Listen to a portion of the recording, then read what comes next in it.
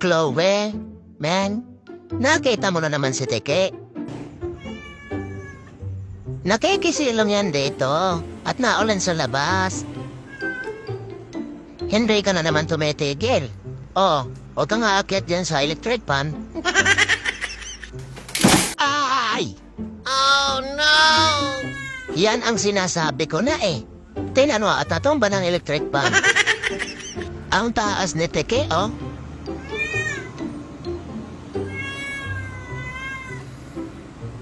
Oh, huwag ka na aakyat dyan. Natumba na nga yan.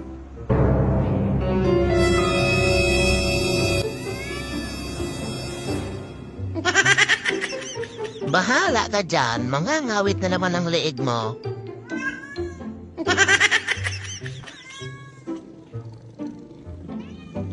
Mag-isip ka muna ng paraan kung paano mo yan mahuhuli. Oh, nasaan na?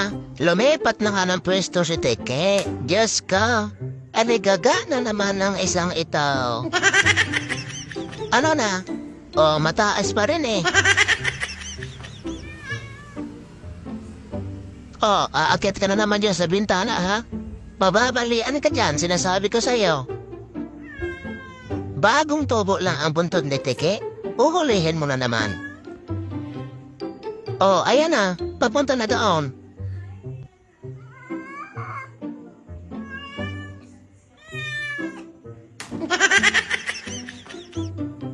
Nakaw, bumabalik na si Teke sa dati. Ang ingay mo kasi. Wala na yan, talagang lalayo na. Oh, ang pabango ko naglalaglaga na ha, Meng? A few moments later. Ano na?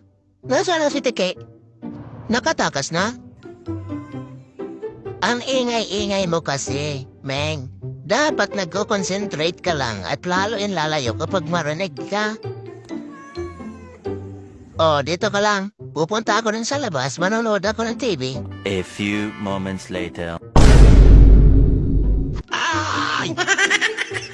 Saan mo nahuli yan? Umakyat ka sa bintana?